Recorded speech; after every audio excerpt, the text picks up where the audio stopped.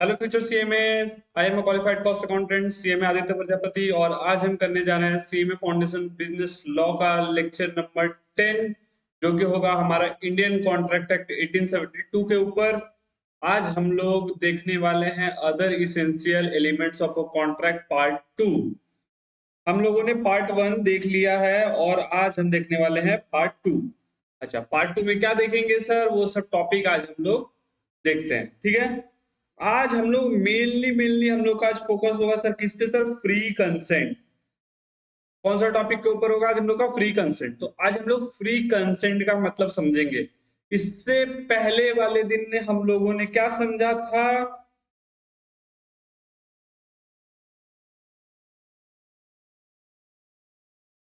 इससे पहले वाले दिन हम लोगों ने समझा था कैपेसिटी टू कॉन्ट्रैक्ट। ठीक है, और आज हम लोग देखने वाले हैं फ्री कंसेंट। चलिए देखते हैं हम लोग फ्री कंसेंट। फ्री कंसेंट का मतलब क्या हुआ। कोई भी कॉन्ट्रैक्ट या कहीं भी कोई एग्रीमेंट में एंटर होता है तो कंसेंट का मतलब क्या होता है, पहले वो सबसे पहले हम लोग वो चीज को समझते हैं। कंसेंट का मतलब होता है सर, मैंने जो आपको बोला वही चीज आपने भी सेम समझा कि नहीं। ठीक है, उसी का मतलब होता है कंसेंट। हाँ, हाँ तो सर क्या मतलब होता है, मैंने आपको जो बोला वो आपने भी same exact the same meaning आप लोग आपने समझा कि नहीं। ठीक है, मैंने मान लो आपको कुछ बोला, क्या बोला, मैंने बोला कि मेरा कार खरीदोगी क्या, मेरे पास तीन चार गाड़ियां थी। ठीक है, अब मैंने सिर्फ बोला मेरा कार खरीदोगी क्या। आपने भी सोचा अच्छा ब्लू वाला कार शायद बेच रहा है, ब्लू वाला कार बेच रहा है। अगर मेरे पास मान लो तीन चार कलर की गाड़ियां हैं, आपने सोचा ब्लू वाला कार बेच रहा है। तो क्या मैंने जो बोला आपने जो समझा, क्या वो सेम सेंस और सेम मीनिंग में था? नहीं था, एग्जैक्टली नहीं था, 100% नहीं था सर। सर वहां पे कंसेंट नहीं है, मतलब same thing at a same sense. क्या चीज सर?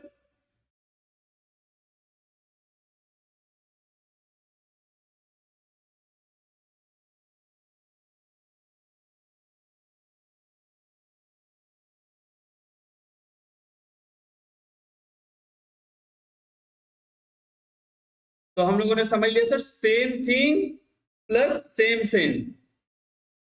मैंने आपको जो बोला वही एग्जैक्टली चीज आपने भी समझा, तो सर वो सेम थिंग और सेम सेंस, तब जाके सर वो कंसेंट माना जाएगा। अगर सर नहीं है तो कंसेंट नहीं माना जाएगा। अब वर्ड लग जाता है सर फ्री। इस फ्री का मतलब क्या है सर, ये फ्री कंसेंट तो हम लोगों ने समझा, ये सेम चीज जो मैंने बोला और सेम चीज आपने भी समझा। लेकिन सर ये free free, what is free? Free consent का मतलब सर हम लोग और अच्छे से समझेंगे एग्जांपल्स के साथ, और देखते हैं सर हम लोग यहाँ पे। ठीक है, अच्छा सबसे पहले कंसेंट का मतलब एक बार हम लोग देख लेते हैं, टेक्स्ट में क्या लिखा है।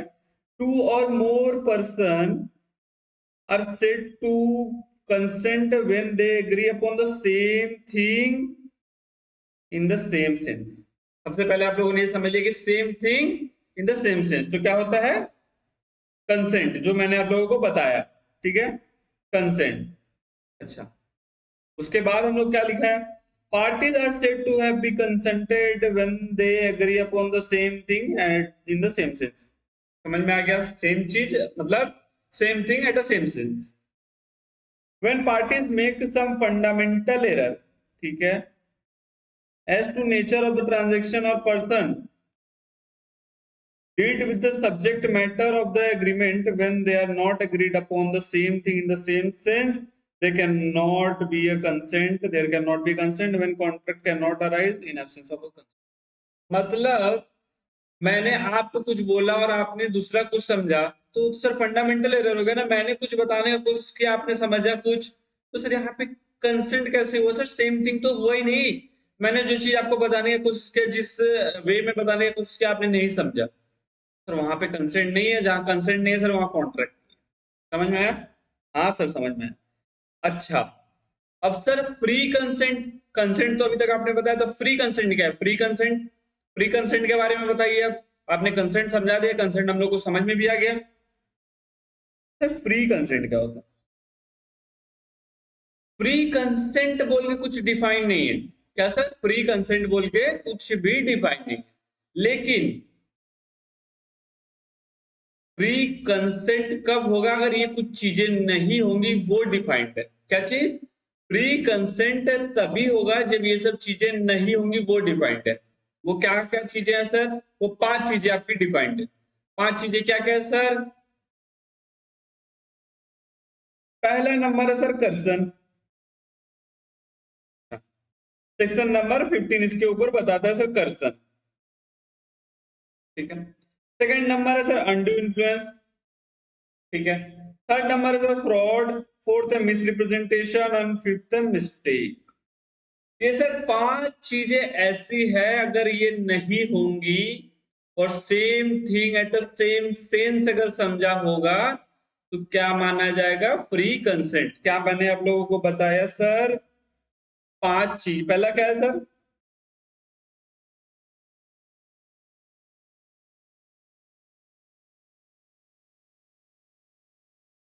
प्लस, इसको मिलाने से सर क्या बन रहा है?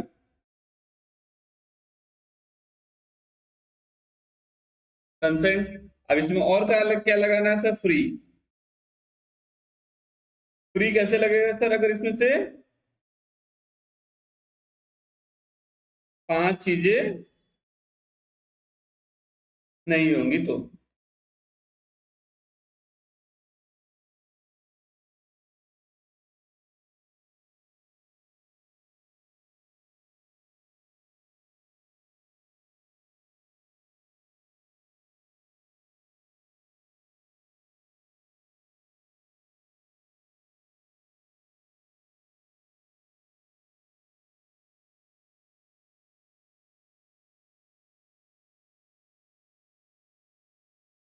ठीक है।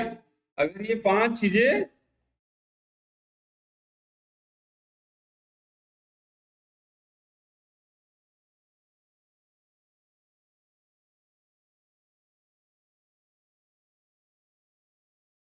ठीक है, तो हम लोग मानेंगे सर फ्री कंसेंट। अच्छा सर, इतना अच्छा सर आप समझाया सर, हम लोगों को समझ में आ गया। अब सर ये सब क्या होता है sir? Concern, undue influence, fraud, misrepresentation and mistake, ये सब चीजें क्या होती है सर, वो मैं आपको अभी समझाऊंगा एक एक करके। ठीक है। ट्रेन का आवाज तो कॉमन है, आपको पता है मेरे लेक्चर्स में, तो मैं कुछ नहीं कर सकता। जो मेरे हाथ में नहीं उसको मैं कुछ नहीं कर सकता। ठीक है। तो हम लोगों ने समझा था प्री कंसेंट का मतलब क्या है, कि 5 चीजें नहीं होनी चाहिए। तो सब देखते हैं एक एक चीजों को। अच्छा, when consent to an agreement is caused by coercion, fraud, misrepresentation or undue influence, the agreement is voidable. Sir इसको हम लोग बाद में, अभी नहीं, अभी अभी बताने से सर आपको नहीं समझ में आएगा। पहले 5 चीजों को हम लोग समझ लेंगे, उसके बाद सर इसको हम लोग देखेंगे। ठीक है। सबसे पहला चीज क्या है सर? कर्सन।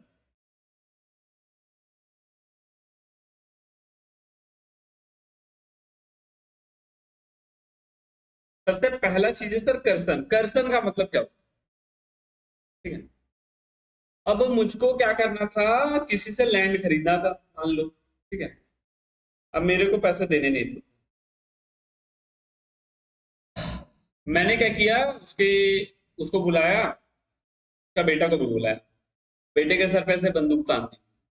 क्या किया? बंदूक तान दिया, या उसी के सर पे बंदूक तान दिया। मैंने बोला साइन करते हो कि नहीं? क्या बोला मैंने?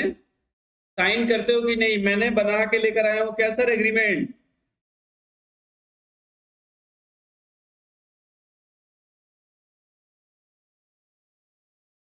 एग्रीमेंट सर बना के लेकर आए हैं।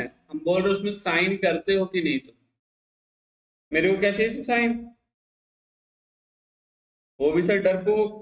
डरपोक क्या सर? अब बंदूक है किसी के सर के ऊपर, तो फिर उसका भी बोलबाला क्या ही रहेगा। तो वहां पे सर क्या किया, उसने साइन कर दिया। क्या किया सर? साइन कर दिया। तो सर मैंने क्या किया उसके साथ? हमारा ब्लर कर देना है। ठीक है। person is committing or threatening to commit any forbidden by Indian Penal Code or unlawful detaining or threatening to detain any property prejudice of any person whatever with the intention to causing any person to enter into an agreement. अच्छा, इतना लंबा चौड़ा क्या क्या लिखा हुआ है sir, नहीं समझ में आ रहा हम लोग, थोड़ा सा समझाइए।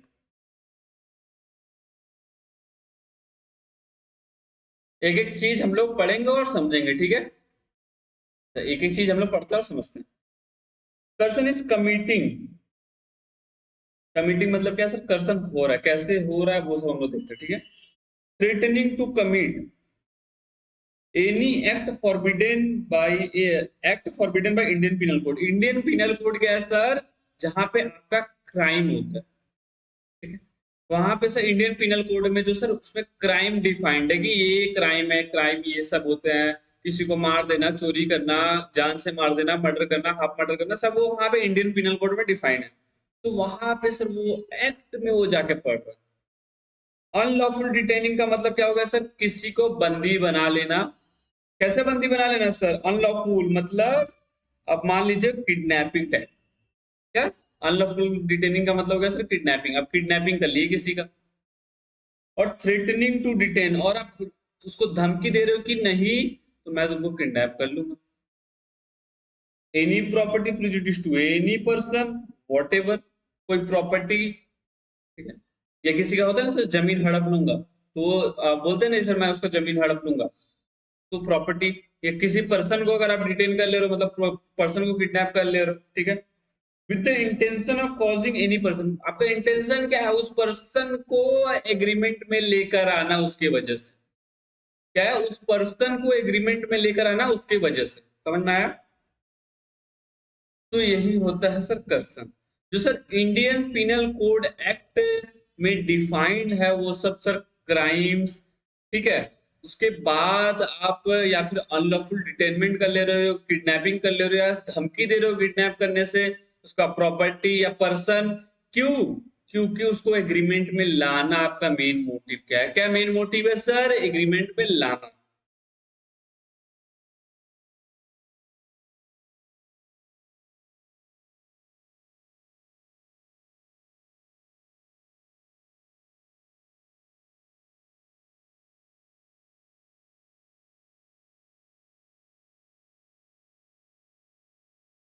ये सब चीज आप नोट करो, ठीक है? अच्छा, it is not necessary that person must proceed from a party to contract, nor subject to the person must be either contracting party, it may be directed against the third party person। मतलब इसका मतलब क्या हो सकता? अब आप मान लो किसी के पास उतना पावर नहीं है, लेकिन उसके पास पैसा है, वो किसी थर्ड पार्टी को क्या करता है? आप लोग देखते हो ना, जनरली क्या होता है कि थर्ड पार्टी को हमको पैसा दे दिया जाओ, उसका मर्डर कर दो, उसको किडनैप कर लो, जनरली यही होता है। तो सर थर्ड पार्टी के थ्रू से भी अगर हो रहा है तो उसको हम लोग कर्सन ही मानेंगे। मान लो मैंने किडनैपिंग नहीं किया, मेरे को उसका लैंड लेना था, खरीदना था, और मेरे को पानी के भाव में चाहिए था, मैंने किसी और को बोल के उसके बच्चे को किडनैप करवा दिया। अब मैंने बोला मैंने तो नहीं किडनैप किया, अगर दूसरे ने किडनैप किया, भाई तुम मुझसे समझो, मेरे को लैंड लिखो तभी तुम्हारा बच्चा छूटेगा। अनइंटेंशनली इंटेंशनली ये लिंक तो बैठ रहा है ना? बैठ रहा है, हाँ सर बैठ रहा है। तो उसको कर्सन माना जाएगा। समझ में आया? कर्सन का मतलब ये हो गया सर, कोई क्राइम हो रहा है, कुछ ऐसा चीज हो रहा है सर जो अनलॉफुल डिटेनमेंट है, मतलब सर किडनैपिंग, प्रॉपर्टी, मतलब मान लीजिए जितना खराब से खराब काम हो सकता है एक कॉन्ट्रैक्ट एग्रीमेंट में लिखाने को लेके सर, वही चीज है यहाँ पे, ठीक है? अच्छा, इफेक्ट ऑफ कर्सन क्या है सर? अब मान लो कि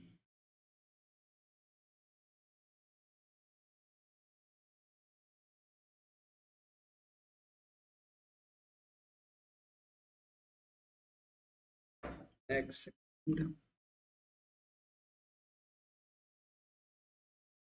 हम्म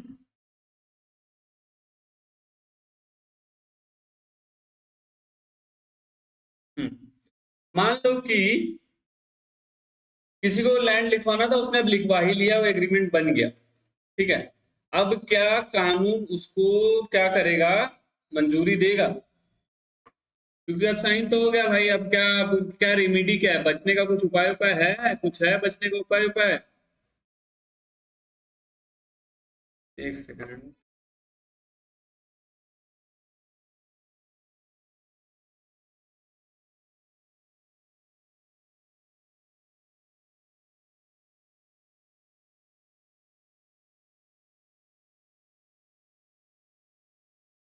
क्या बचने का उपाय है?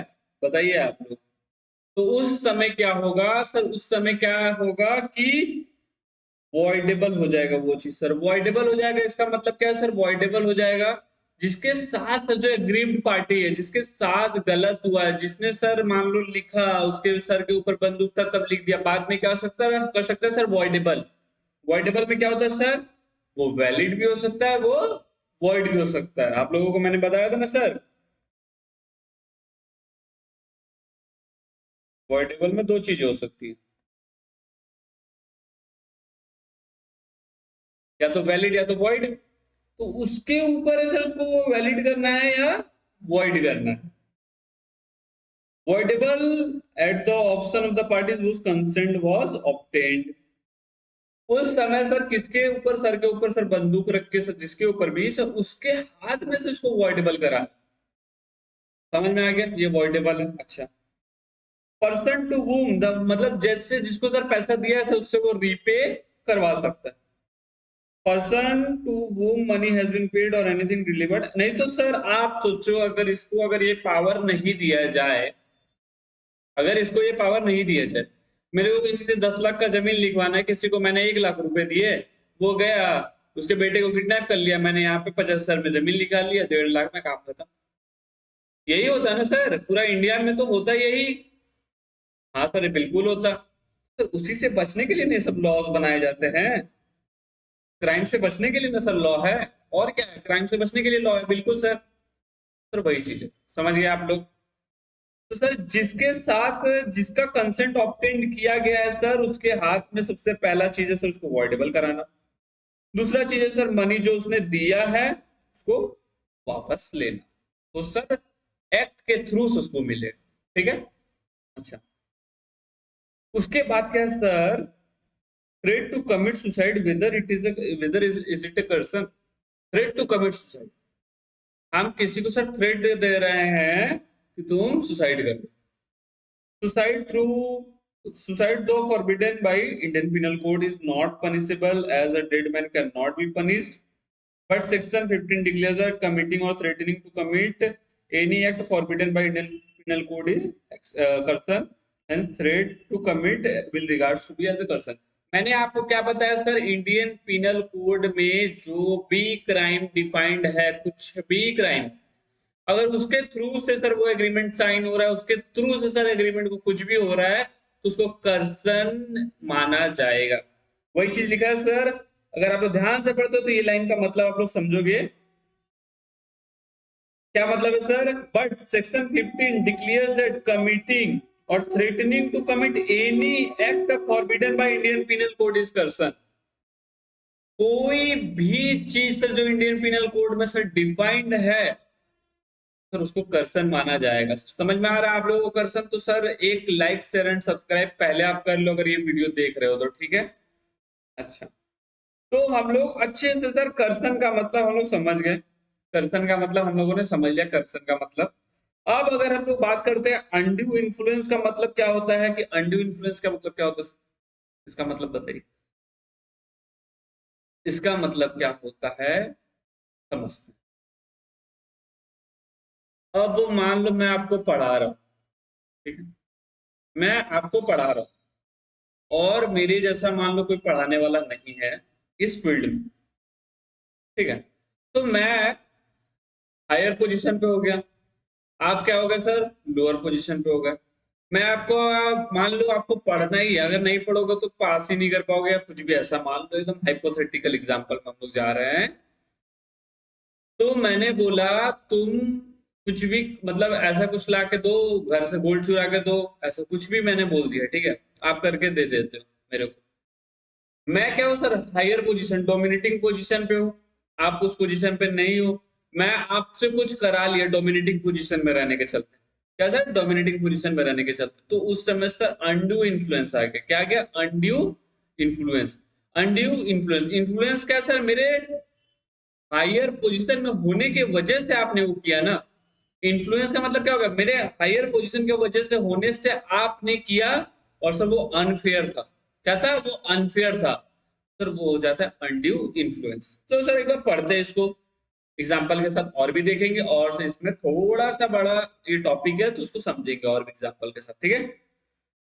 Meaning, contract is said to be induced by undue influence when relation subsisting between parties, such as one of the parties is in position to dominate the will of other, and he uses the position to obtain an unfair advantage of the other. मैंने जो चीज बताया sir, same चीज यहाँ पे भी लिखा हुआ है। आपको अपने हिसाब से कुछ एग्जाम्पल लिखना है तो उसको लिखो, नहीं तो समझ गए तो बहुत अच्छा बात है। अच्छा, मैंने क्या बताया सर, एक पर्सन जो डोमिनेटिंग स्टेज में है वो इन्फ्लुएंस कर रहा है और अनड्यू अनफेयर एडवांटेज उठा रहा है, सर वही हो जाएगा अनड्यू इन्फ्लुएंस। समझ में आया? हाँ सर, समझ में आया। अच्छा, essential ingredients under the provision क्या है सर? अनड्यू इन्फ्लुएंस को समझने के लिए और अब हम लोग डीप डाउन स्टडी करते हैं, ठीक है। रिलेशन बिटवीन पार्टीज पहले हम लोग देखेंगे। A person can be influenced by other when a near relation between two exist. मतलब सर, अगर रिश्ता थोड़ा नजदीकी का होगा सर, तो अनड्यू इन्फ्लुएंस होने का चांसेस सबसे ज्यादा है। क्योंकि उस स्टेज में क्या होता है कि एक पर्सन डोमिनेटिंग स्टेज में हो सकता है और एक जो सर मतलब लोअर स्टेज में होगा, ठीक है। सबसे पहला चीज ये हो गया sir, relation between parties. Person to dominate the will, position to dominate the will, इसका मतलब क्या होता है sir? Relation exists in a manner in one of them is a dominate the will, another a person is deemed to have such following circumstances। अब कुछ example में हम लोग समझते हैं, ठीक है। सबसे पहला है real and apparent authority. Real and apparent authority का मतलब होता है सर मास्टर एंड सर्वेंट और डॉक्टर एंड पेशेंट। अच्छा, इसका एग्जांपल समझते हैं सर। सबसे पहले इसका एग्जांपल समझते हैं। मास्टर एंड सर्वेंट का मतलब क्या होता है? अगर किसी के घर पे कोई नौकर है, ठीक है, किसी भी के घर, मास्टर का मतलब क्या होगा सर? मालिक, और सर्वेंट का मतलब होगा सर नौकर। किसी के घर पे कोई सर्वेंट है मान लो, तो सर्वेंट क्या है सर? हमेशा लोअर स्टेट में है, और सर जो ओनर है और जो मालिक है सर वो क्या है? हायर स्टेट में है, डोमिनेटिंग स्टेट में है। तो सर वो चाहे तो कुछ भी तो करा सकता है सर लोअर वाले पर्सन से। हाँ सर, करा सकता है, क्योंकि सर उसका क्या है? अनड्यू इन्फ्लुएंस है सर। वो मतलब अनड्यू इन्फ्लुएंस नहीं सर, मतलब वो डोमिनेटिंग स्टेज में है, वो हायर पोजीशन पे है। वो जानता है नीचे वाला जो सर्वेंट है सर, वो क्या जानता है सर? अगर मैं नहीं करूंगा तो हो सकता है सर मेरे को सैलरी ना मिले, हो सकता है मेरे को काम से निकाल दे, हो सकता है सर मेरे को भगा दे यहाँ से। सर ये सब है ना उसके मन में थॉट। तो जो मास्टर है वो क्या है सर? डोमिनेटिंग स्टेज पे है। तो सर वहां पे अगर जो मास्टर है सर कुछ अगर गलत काम करवा रहा है सर्वेंट से, तो सर वो क्या हो गया? Due influence. वैसे सर डॉक्टर एंड पेशेंट के एग्जांपल में अगर समझते सर, एक पेशेंट थका हारा, जीवन से हारा पहुंच रहा है एक डॉक्टर। डॉक्टर चाहे तो कुछ भी करवा सकता है पेशेंट से। बोलेगा जाओ दवाई नहीं दूंगा, या दवाई नहीं लिखूंगा, मैं तुमको नहीं देखूंगा, ऐसा कुछ कर सकता ना सर? तो वो डोमिनेटिंग स्टेज पे है ना। आप डोमिनेटिंग स्टेज का मतलब समझो, हायर पोजीशन का मतलब समझो, सीधा बात, ठीक है। फिड्यूसरी रिलेशनशिप का मतलब होता है सर जहां trust and confidence relationship build होता है फादर सन के बीच में, सॉलिसिटेटर एंड क्लाइंट के बीच में, हस्बैंड एंड वाइफ के बीच में, क्रेडिटर एंड डेटर के बीच में। यहाँ sir trust and relation, trust and जो कॉन्फिडेंस है वो बिल्ड होता है सर, उसको फिड्यूसरी रिलेशन बोलते हैं। अच्छा, इसमें अगर हम लोग एग्जांपल समझे, अब मान लो फादर ओल्ड एज हो रहे हैं। क्या हो रहा है? फादर ओल्ड एज हो रहे हैं। तो बेटा तो ऐसा बोल सकता है ना कि मेरे को प्रॉपर्टी लिख दो। बाप बेटा में नहीं बनता है बहुत अच्छा। बेटा क्या बोल रहा है? मेरे को 1 लाख रुपए प्रॉपर्टी लिख दो, वरना मैं तुमको बुढ़ापे में नहीं देखूंगा। ठीक है। तो यहाँ पे डोमिनेटिंग स्टेज में कौन चला गया सर? सन। किस किस बेस पे सर? ट्रस्ट एंड कॉन्फिडेंस, जो सर फिड्यूसरी रिलेशनशिप था सर बाप और बेटे के बीच में सर, वहां पे डोमिनेटिंग स्टेज पे चला गया बेटा। कैसे सर डोमिनेट कर रहा है कि मैं तुमको बुढ़ापे में नहीं दिखूंगा अगर तुमने अभी मेरे को प्रॉपर्टी 1 लाख रुपए में नहीं लिखा तो। सर समझ रहे हो ना फिड्यूसरी रिलेशनशिप ये सब मतलब? मेंटल डिस्ट्रेस, ठीक है। अब पर्सन कोई बीमार है, मान लो कोई पर्सन बीमार है, इसका मतलब क्या होता है सर? हैवी हैवी नहीं ना हो जा रहा है? पहले मेरे को बता दो, मैं थोड़ा रुक रुक के वरना पढ़ाऊंगा, ठीक है। कमेंट कर दिया करो, अगर ऐसा कुछ भी लगे तो कमेंट कर देना, मैं देख लूंगा, ठीक है। तो मेंटल डिस्ट्रेस का मतलब क्या होता है, देखते हैं। अब मान लो कोई पर्सन है जो इल है, क्या है सर, थोड़ा एग्जांपल में ये सब थोड़ा सा राहत मिलता है।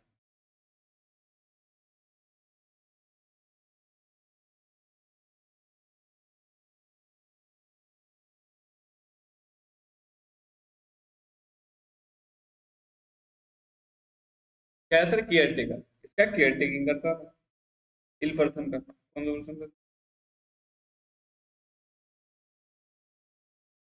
अच्छा, अब सर ये क्या बोल रहा है केयर टेकर कि तुम अपना प्रॉपर्टी लिख दो मेरे को, क्या बोल रहा है, तुम अपना प्रॉपर्टी लिख दो मेरे को, क्यों, तुम तो बीमार हो, मैं तुम्हारा देखभाल ही नहीं करूंगा, नहीं तो। सर वहां पे क्या होगा सर, मेंटल डिस्ट्रेस में है ये बंदा।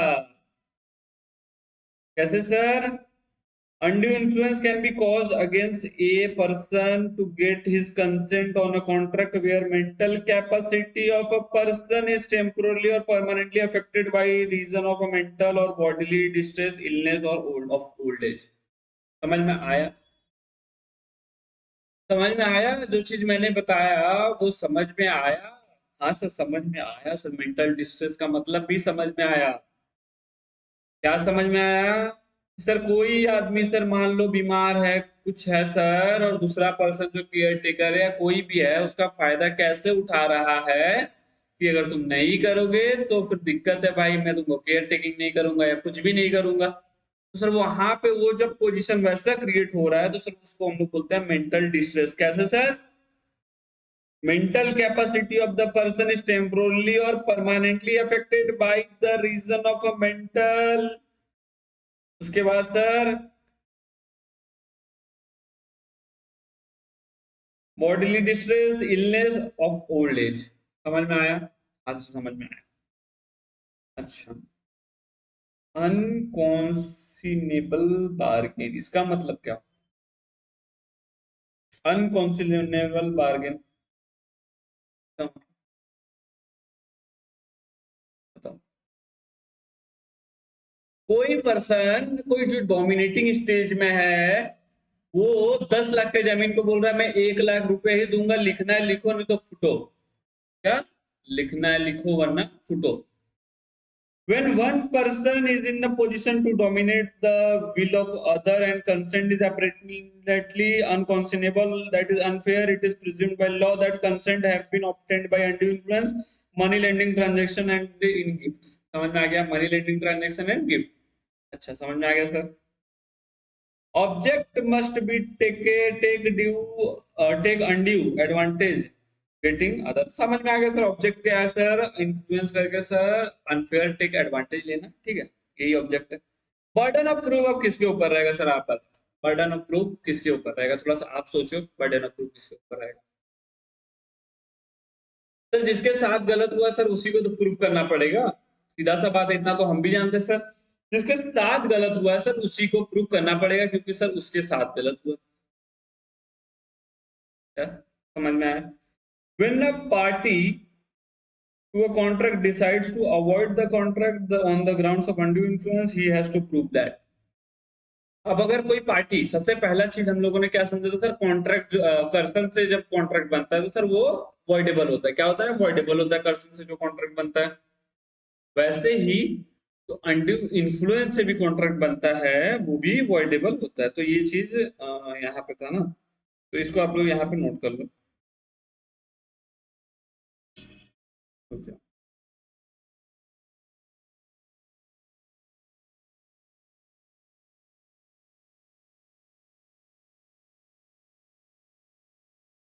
मैं एक चीज और आप लोगों को बता दे रहा हूँ,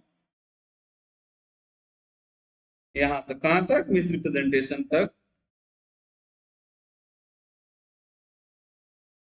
और मिस्टेक का हम लोग देखते हैं तो बाद में बताऊंगा, ठीक है। तो कर्सन के केस में मैंने बता दिया वॉइडेबल है, अनडू इन्फ्लुएंस के केस में भी मैंने बता दिया आप लोगों को अभी ही कि वॉइडेबल होता है, ठीक है। अच्छा, हम्म, तो सर बर्डन ऑफ प्रूफ किसके ऊपर रहेगा सर, जिसके साथ गलत हुआ है उसको ही सर प्रूफ करना पड़ेगा, क्योंकि सर वो अगर चाहे तभी अवॉइड कर सकता है, वरना तो सर वैलिड तो है ही। समझ में आया। क्योंकि जो भी सर मान लीजिए उसको अनड्यू इन्फ्लुएंस करके उससे लिखवाया, कुछ भी किया, कुछ भी हुआ इंसिडेंट, हो तो चुका ही है। अगर आप उसको अवॉइड करना चाहेगा तो जिसके साथ गलत हुआ वही करना चाहेगा, दूसरा तो नहीं करना चाहेगा।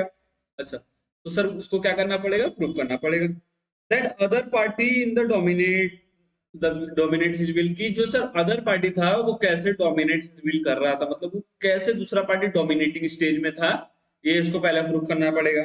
The other party actually used his position to obtain the consent, the other party actually used his, मतलब कैसे सर उसने, दूसरा जो डोमिनेटिंग स्टेज वाला पार्टी था उसने कैसे सर अपना पावर इन्फ्लुएंस जो जैसे भी, कैसे उसने क्या तिक्रम लगाया कि सर उसका कंसेंट उसने लिया, एंड ट्रांजेक्शन इज अनफेयर और अनकॉन्सिनेबल। जो सर ट्रांजेक्शन था सर वो अनफेयर था, वो उचित नहीं था, ये भी सर उसी को प्रूफ करना पड़ेगा। तो इतना तो समझ में आ गया होगा सर कि जिसके साथ गलत हुआ है उसी को प्रूफ करना है। तो यहाँ पे आप लोग लिख लो,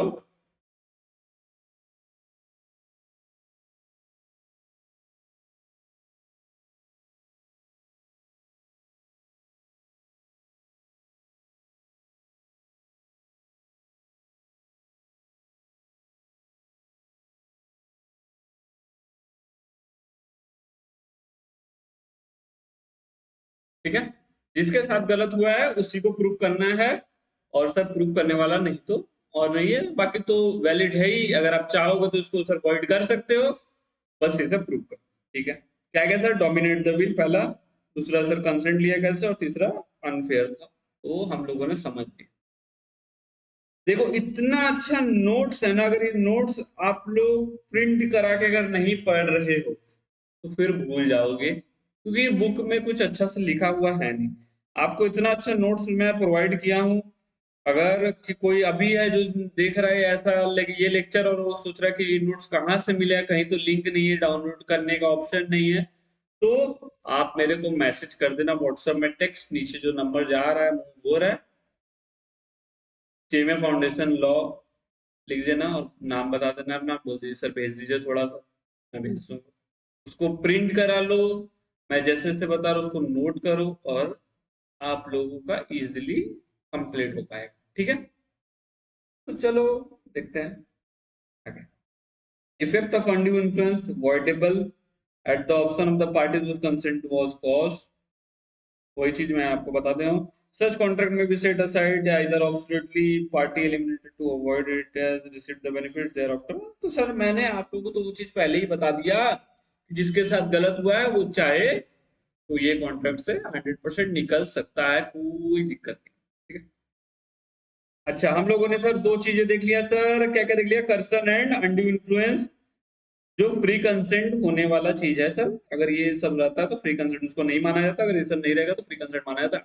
थर्ड पॉइंट हम लोग का आता है फ्रॉड, फ्रॉड सेक्शन 17 बोल रहा है क्या, सेक्शन भी आप लोगों को याद रखना है सर, सेक्शन क्या क्या याद रखना है, अनड्यू इन्फ्लुएंस का सेक्शन 16 है और कर्सन का सेक्शन 15। ठीक है, याद रखना। उसके बाद 17 है सर आपका फ्रॉड, फ्रॉड क्या मतलब क्या होता है देखते हैं। Fraud means and include any of the following acts committed by the party to contract or his connivance or by agent with an intent to deceive other party or party or his agent to induce him enter into a contract। इसका मतलब क्या होता है sir, ये थोड़ा सा बड़ा definition है, थोड़ा सा क्या बड़ा डेफिनेशन है, इसको समझना पड़ेगा आप लोग। ठीक है, जो फ्रॉड का डेफिनेशन है ना वो अपने आप में पूरा लॉ है, मतलब एकदम एकदम लेमन लैंग्वेज लिखा हुआ है। ठीक है, अच्छा इसका मतलब क्या है सर, थोड़ा सा धीरे धीरे करके हम लोग समझेंगे। ठीक है, वो अभी हम लोगों ने दो चीजों को समझा, कर्सन एंड अंडर इन्फ्लुएंस का आपका डेफिनेशन अच्छे से याद हो जाना चाहिए सर। आपका उसी से क्वेश्चंस बनता है, और आपको एग्जांपल जो जो मैंने बताया सर वो सब आप लोगों को पता रहना चाहिए कि कैसे कर्सन हो रहा है, कैसे अंडू इन्फ्लुएंस हो रहा है। आपका कोई केस दिया रहेगा, बाद में लिखा रहेगा सर कि ये कर्सन हुआ, अंडू इन्फ्लुएंस हुआ, मिस्टेक हुआ, फ्रॉड हुआ, आपको बताना है चारों में से कौन सा हुआ। तो आपको वो चीज क्लियर होना चाहिए कि क्वेश्चन पढ़ के समझना होगा आपको कि क्या हुआ है केस। ठीक है, ठीक है सर, समझ में आएगा। फ्रॉड जो है अपने आप में एक डेफिनेशन तगड़ा, ठीक है, क्या तगड़ा डेफिनेशन है सर, कोई पर्सन या उसका एजेंट। क्या सर? कोई पर्सन है उसका एजेंट, कोई पर्सन है उसका एजेंट, सामने वाला पर्सन, ये सामने वाला पर्सन का एजेंट को ठगने का कोशिश कर रहा है, intention to deceive. Intention to deceive का मतलब क्या है सर? कि जानबूझ के ठगने का कोशिश कर रहा है। इंटेंशन टू डिसीव का मतलब यही होता है। ठीक है, कैमरा थोड़ा ब्लर कर दे रहा है, एक मिनट। चलिए ठीक है। अब जो फ्रॉड हुआ सर, उसका मतलब क्या हो रहा है सर? कि जो मतलब पार्टी है या उसका एजेंट, सामने वाला पार्टी या फिर उसका एजेंट क्या सर कोशिश में है सर? ठगने की कोशिश में है सर। कैसे सर? कुछ कुछ पॉइंट्स उसको हम लोग समझते हैं sir. Suggestion as a fact, पहला चीज क्या है sir? Suggestion as a fact which is not true by any person who does not believe it to be true. पहला बात क्या है सर? सजेशन ऑफ फैक्ट का मतलब क्या हो रहा है सर? सामने वाला कुछ पूछ रहा है, ठीक है, कि क्या ये सच है, जो कि जानता है सर वो सच नहीं है, फिर भी सर वो छुपा रहा है, हाइड कर रहा है। क्या कर रहा है? हाइड कर रहा है। Active concealment of a fact by having knowledge or belief of the fact. Active concealment, concealment मतलब झूठ तो बोल ही रहा है सर, झूठ बोल रहा है, लेकिन अगर वो कुछ पूछ रहा है सामने वाला तो भी सर झूठ बोल रहा है। A promise made without any intention of performing it, इसका मतलब क्या हो गया सर? कि प्रॉमिस तो वो कर दे रहा है, लेकिन उसको परफॉर्म करने का उसका कोई इरादा नहीं। और other act fitted to deceive, मतलब और कुछ भी है सर, अदर एक्ट जो भी कुछ भी कर रहा है सर, क्या ठगने की कोशिश में ही कर रहा है। सच एक्ट और omission as the law specially declare to be fraudulent. ठीक है, तो सर फ्रॉड का मतलब ही है कि सामने वाले पर्सन को एग्रीमेंट में लाके ठगने का पूरा कोशिश है और ठगा जाएगा। अगर वो कुछ पूछ रहा है तो सर भी फिर भी नहीं बता रहा है। पहला point, statement of fact which is not true by any person who does not believe it to be true. ठीक है, active concealment of fact of having knowledge of or believe of the fact. ठीक है, a promise made without intention to performing it for any act fitted to deceive। ठीक है, fifth sir, any such act or omission as the law specifically declared to be a fraudulent। ठीक है, अच्छा, अब हम लोग थोड़ा सा एग्जांपल से समझते हैं कि फ्रॉड का मतलब। देयर मस्ट बी रिप्रेजेंटेशन और assertion and it must be a false. समझते हैं फ्रॉड का मतलब। ठीक है,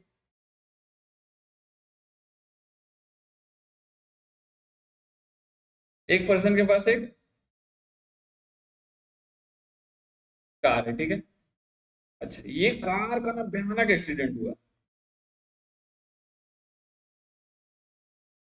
इसी से इसका एक्सीडेंट हुआ था, भयानक वाला एक्सीडेंट। ठीक है, उसने उसके बाद इसने क्या किया? उसको रेनोवेट करा दिया।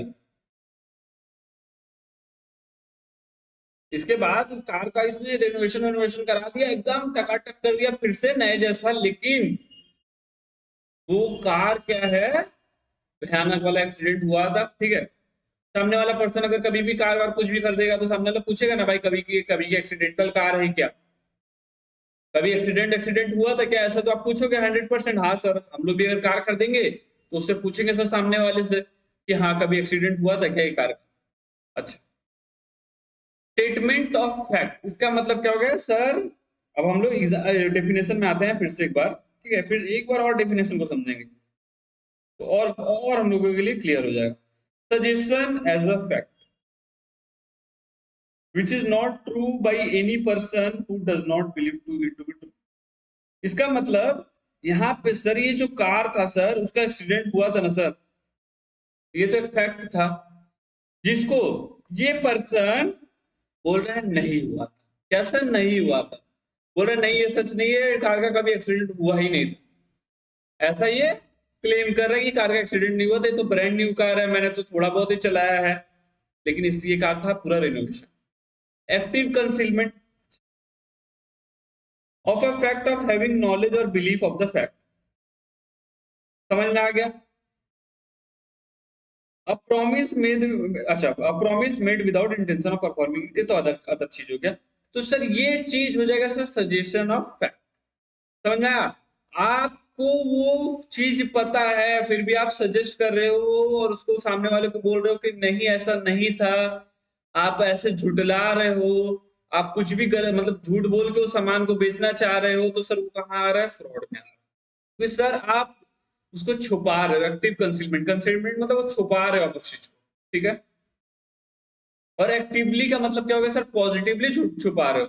ऐसा नहीं नहीं कि कुछ नहीं कर रहे हो या ऐसा कुछ। सर आप डायरेक्ट बोलो नहीं हुआ था, कुछ नहीं हुआ है सर, कभी नहीं हुआ था ऐसा, सर वो it amounts to a fraudulent activity, ठीक है।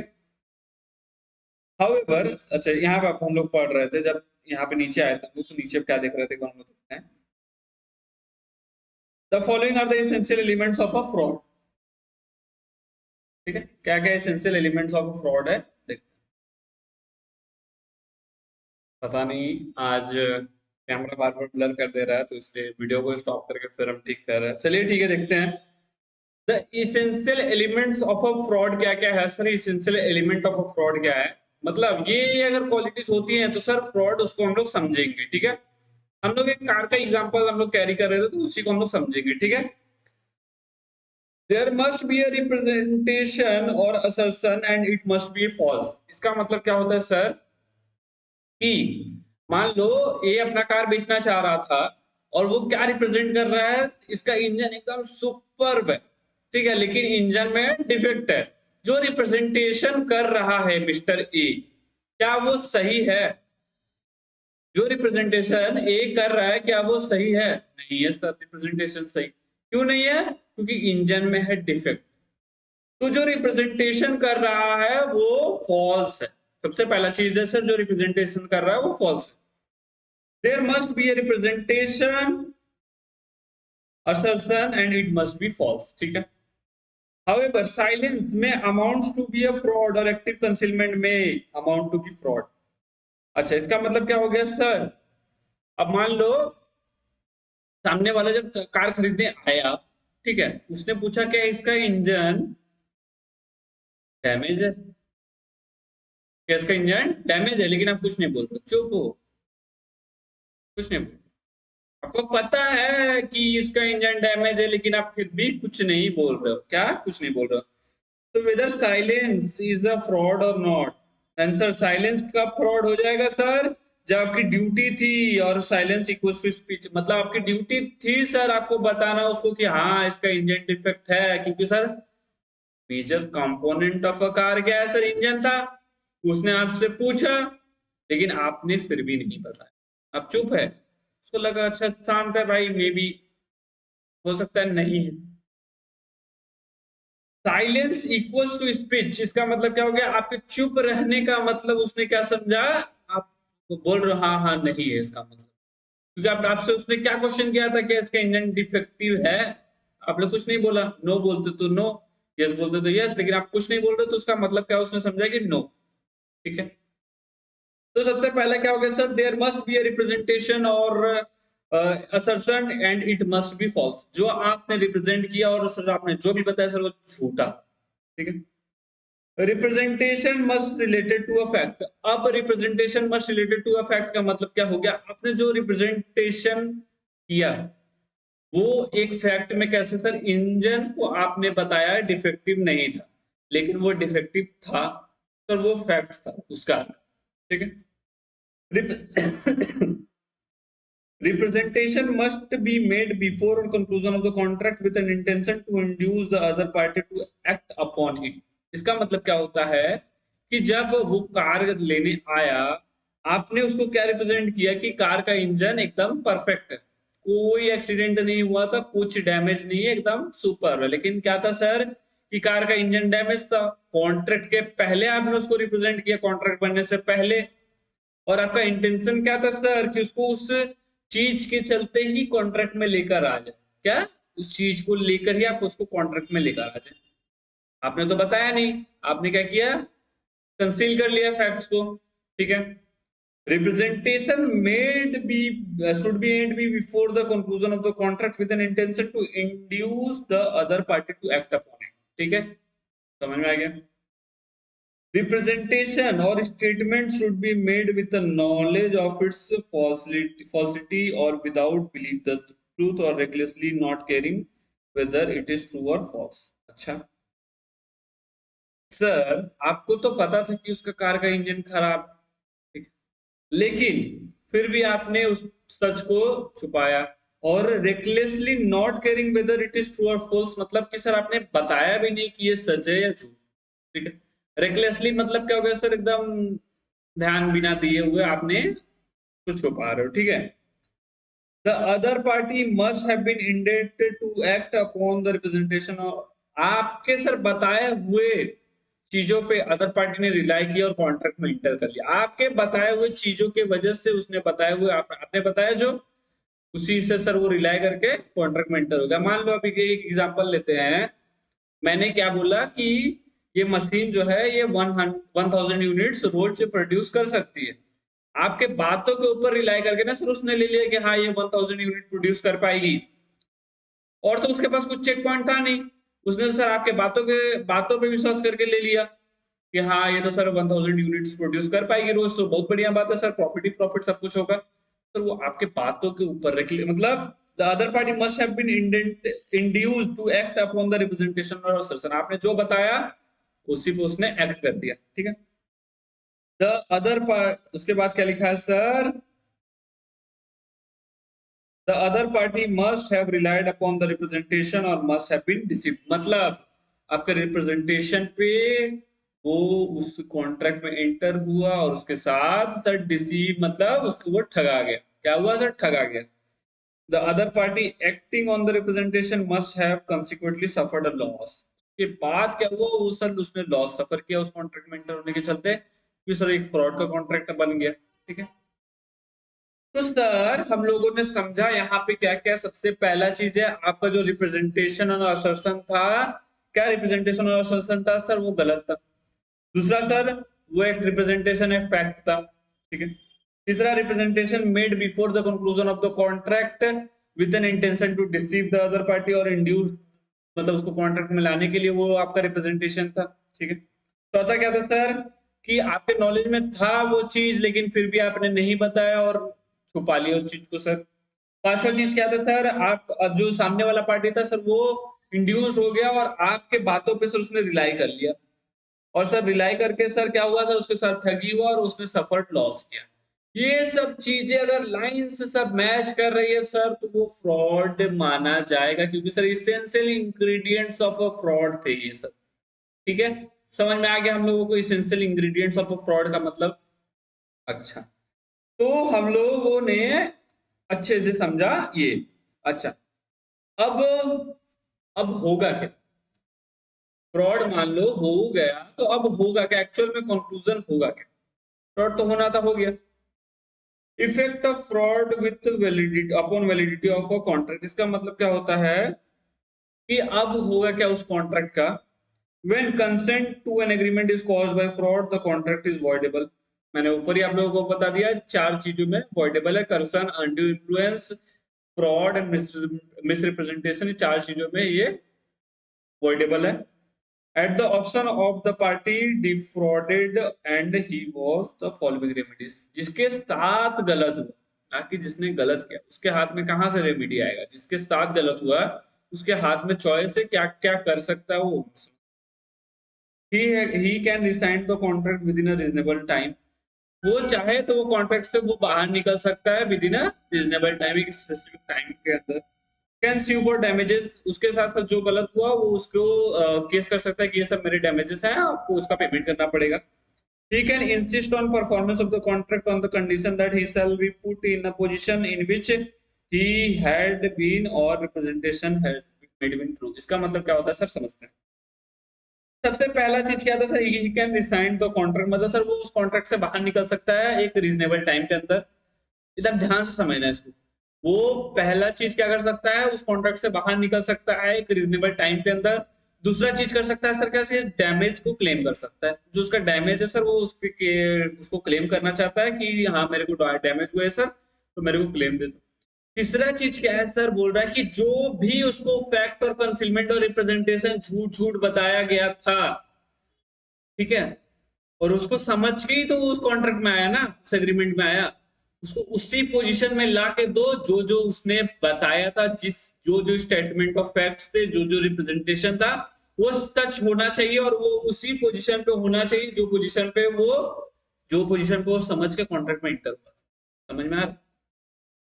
वही चीज लिखा है सर, एक बार ध्यान से आप लोग समझो इस पॉइंट को, ठीक है, ध्यान से समझो और पढ़ो। ये पॉइंट एकदम थिन लाइन में एकदम बता रहा है कि क्या चीज समझना है आपको, ठीक है।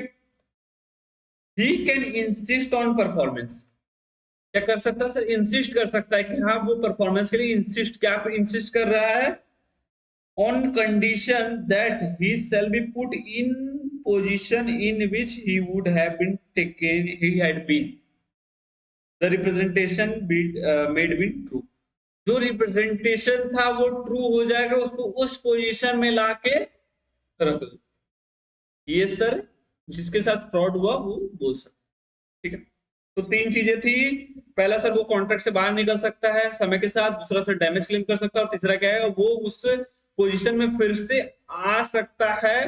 मतलब उसको सामने वाले को बोलेगा कि मेरे को उसी पोजीशन में तुम ला के दो जिस जो तुमने स्टेटमेंट ऑफ फैक्ट और मिस रिप्रेजेंटेशन, मतलब झूठ बोला है जो भी रिप्रेजेंटेशन किया था।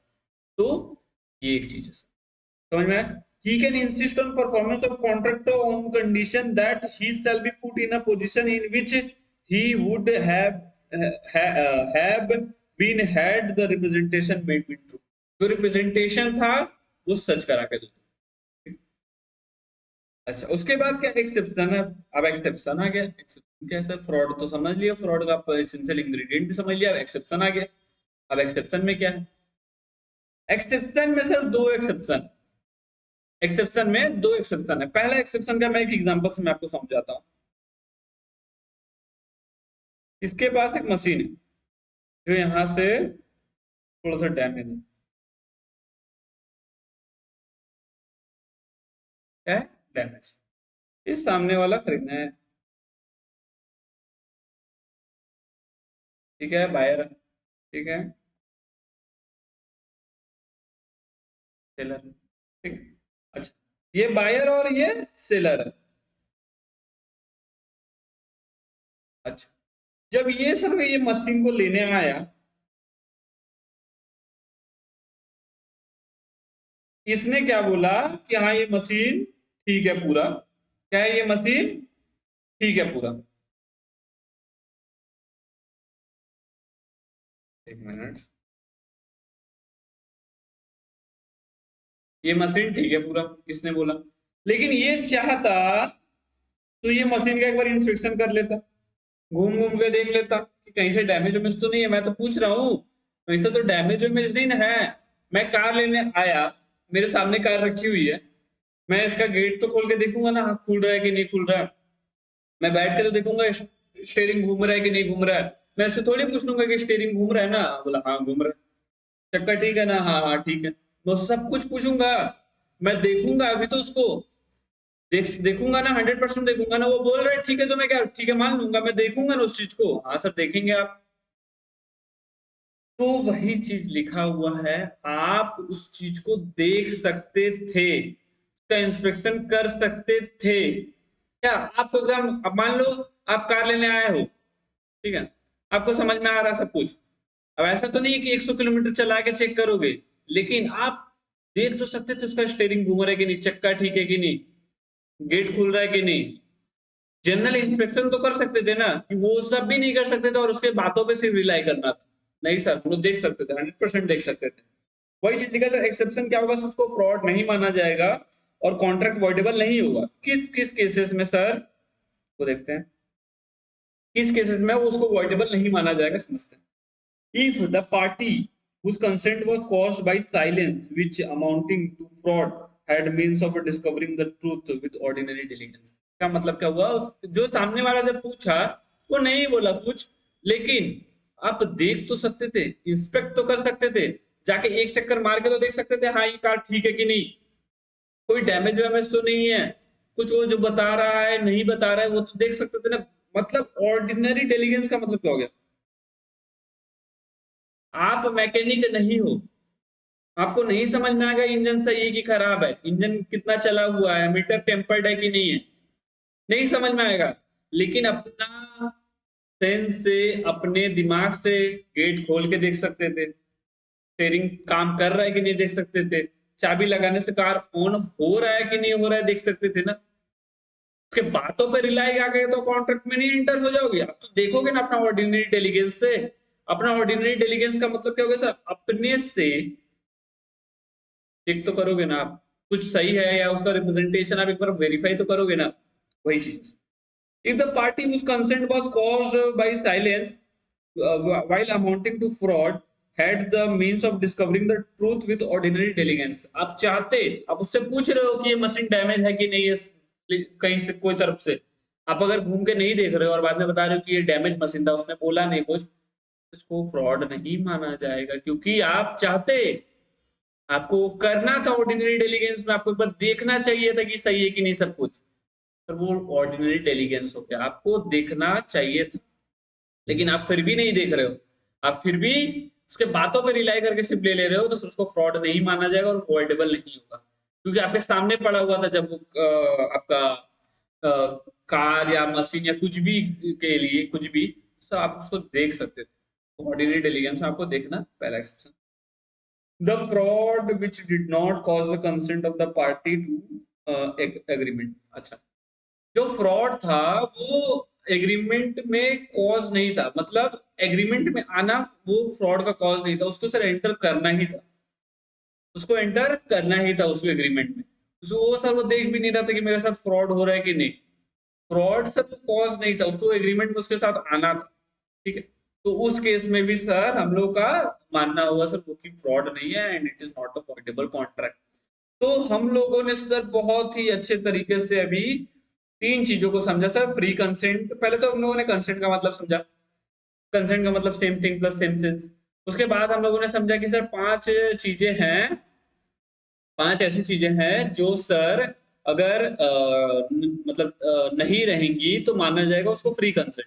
पर्सन, अनड्यू इन्फ्लुएंस, तीसरा सर आपका मिसरिप्रेजेंटेशन, फ्रॉड और मिस्टेक।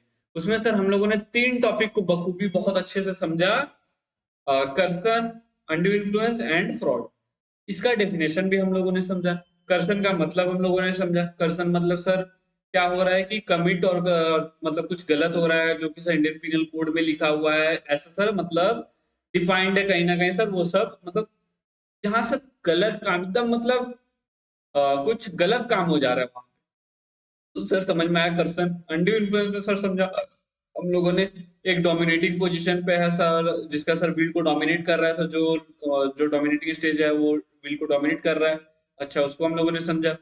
तीसरा टॉपिक हम लोगों ने क्या समझा सर, उसके बाद सर हम लोगों ने समझा सर फ्रॉड, फ्रॉड में क्या sir statement of fact, active concealment, उसके बाद सर हम लोगों ने समझा डिसिप्टिव फ्रॉड, उसके बाद सर प्रॉमिस कर रहा है लेकिन उसका परफॉर्म करने का कोई इरादा नहीं है। फिर एसेंशियल इंग्रेडिएंट्स हम लोगों ने देखा क्या क्या एसेंशियल इंग्रेडिएंट्स है, ठीक है। अच्छा उसके बाद हम लोगों ने देखा कि क्या क्या चीज उसके पास सर रेमिडीज है, बेसिकली रेमिडीज क्या क्या है, रेमिडीज में हम लोगों ने तीन रेमिडीज देखा। तीन रेमिडीज क्या क्या थी सर, पहला सर वो कॉन्ट्रैक्ट से बाहर जा सकता था, दूसरा सर वो डैमेज को क्लेम कर सकता था, और तीसरा सर वो चाहे उस पोजीशन में आना चाहेगा कि सर कि जो मेरे को स्टेटमेंट ऑफ फैक्ट और जो जो कुछ भी बताया, अगर ये फ्रॉड नहीं होता तो मैं उसी पोजीशन में होता, उस पोजीशन में मेरे को लाके दो, वो ये बोल सकता है, ठीक है सर समझ में आ गया। उसके बाद क्या है सर, दो एक्सेप्शन में हम लोगों ने देखा, एक एक्सेप्शन क्या था सर कि ऑर्डिनरी डिलीजेंस करके, ऑर्डिनरी वो घूम के देख सकता था कि वो मशीन सही है कि नहीं, तो पता चल जाता कि हाँ वो मशीन में दिक्कत है या मशीन टूटा है, कार टूटा है, गेट खुल ही नहीं रहा है, ऐसा सर वो देख सकता था ऑर्डिनरी डिलीजेंस में। भले से वो इंजन नहीं चेक कर पाएगा, बता नहीं पाएगा मीटर टेम्पर्ड है कि नहीं, लेकिन सर ऑर्डिनरी डिलीजेंस में वो देख सकता था कुछ चीज। वो सर अगर वो नहीं देख रहा है और बाद में बोला कि ये वॉइडेबल है, मतलब ये फ्रॉड हुआ है मेरे साथ, तो sir this will not amount to fraud and it won't be voidable contract, ठीक है। उसके बाद और सर उसको कॉन्ट्रैक्ट में एंटर करना ही था उसके साथ, तो वो भी एक केस हो गया सर एक्सेप्शन में, तो सर फ्रॉड उसका कॉज नहीं था, उसको उसके कॉन्ट्रैक्ट में एंटर करना था बस।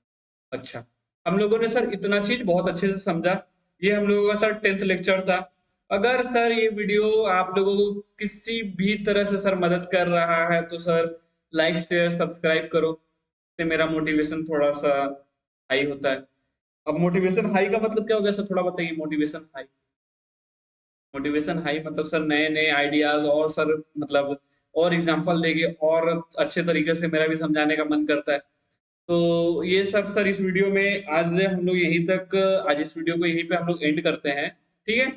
तो चलिए मिलते हैं नेक्स्ट वीडियो में। अगर ये वीडियो आपको पसंद आए तो like share subscribe and comment and follow it with those who all need this type of guidance. Tata bye bye.